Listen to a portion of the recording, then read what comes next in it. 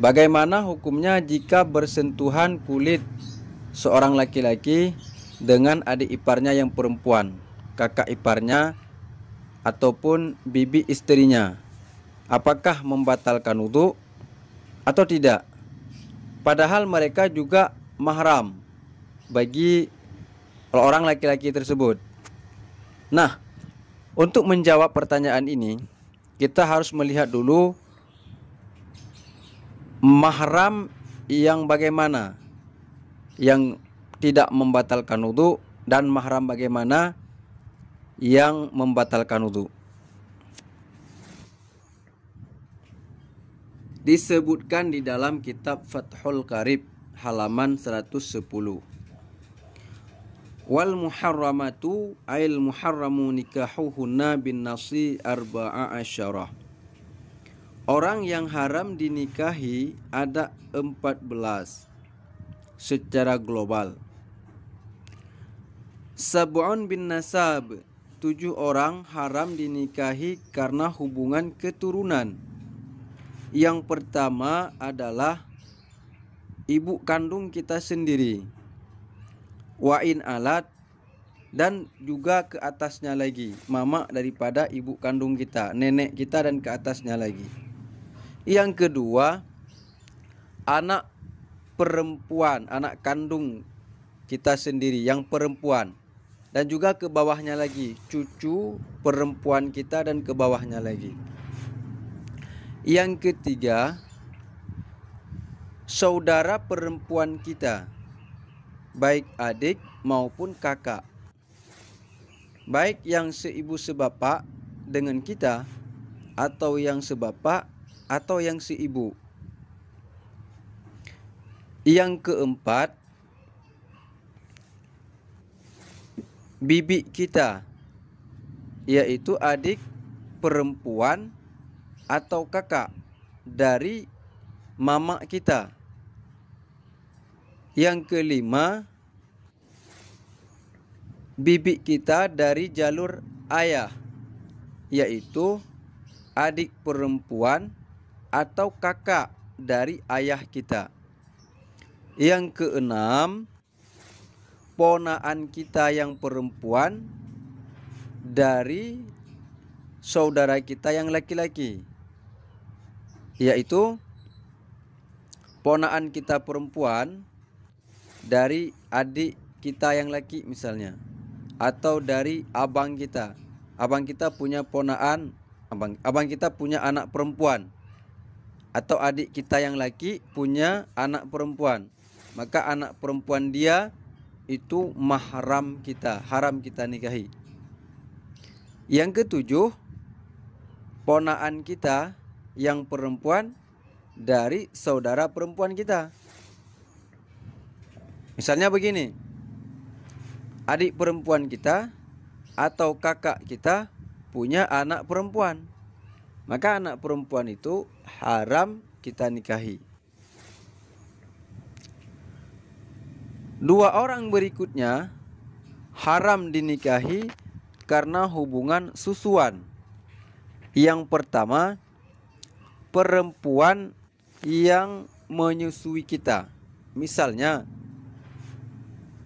di saat bayi, sebelum kita berusia 2 tahun, kita pernah menyusu kepada seorang perempuan dengan ketentuan-ketentuan dan syaratnya. Maka perempuan tersebut menjadi ibu susuan kita, haram kita nikahi selama-lamanya. Yang kedua, anak perempuan daripada ibu susuan kita, atau dalam bahasa lainnya, saudara perempuan kita yang hubungan karena susuan, maka juga haram dinikahi selama-lamanya. Tadi 7, sekarang 2, jadi 9. 4 orang selanjutnya haram dinikahi karena hubungan pernikahan. Yang pertama, Ummuz Zaujah, ibu daripada istri kita, mertua kita yang perempuan, haram kita nikahi. Wa'in alat, dan ke atasnya lagi, nenek mertua, dan ke atasnya lah.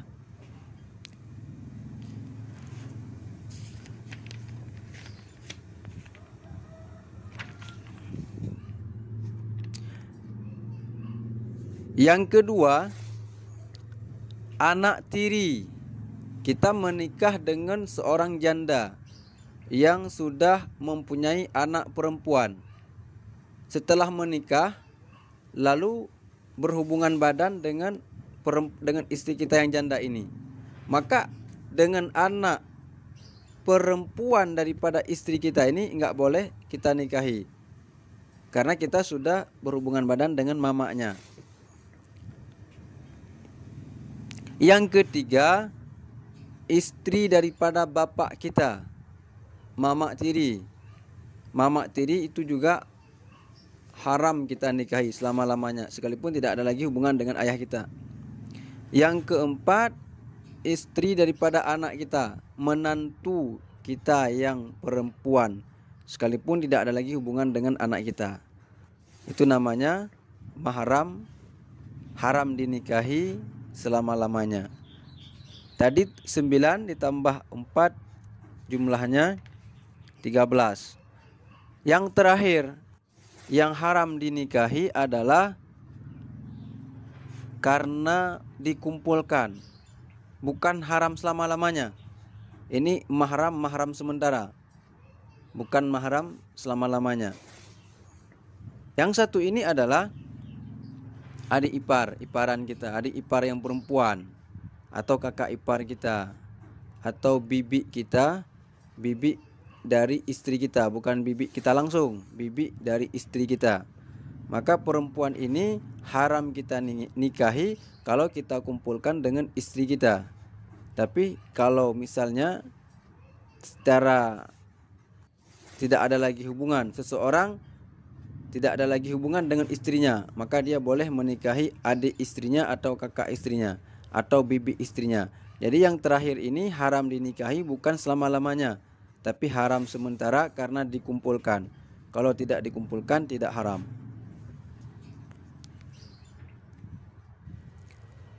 Salah satu penyebab batal wudu adalah bersentuhan kulit laki-laki dan perempuan yang tidak ada hubungan mahramiyah secara takbid selama-lamanya. Jadi mahram ini terbagi kepada dua, mahram takbid dan mahram ghairu takbid. Mahram takbid maksudnya orang-orang yang haram dinikahi selama-lamanya.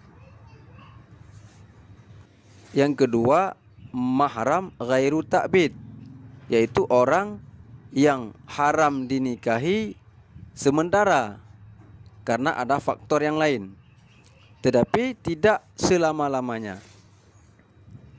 Mahram yang haram dinikahi selama-lamanya tidak membatalkan wudu jika bersentuhan kulit dengan mereka. Tetapi mahram yang tidak haram dinikahi selama-lamanya, haram dinikahi sementara waktu saja karena ada faktor tertentu, maka mahram ini bila bersentuhan kulit dengannya membatalkan wudu. Dan wudu menjadi batal karena bersentuhan kulit dengan istri. Istri itu bukan mahram. Istri seseorang adalah halal baginya, bukan mahramnya. Jadi bersentuhan kulit suami dengan istri membatalkan wudu.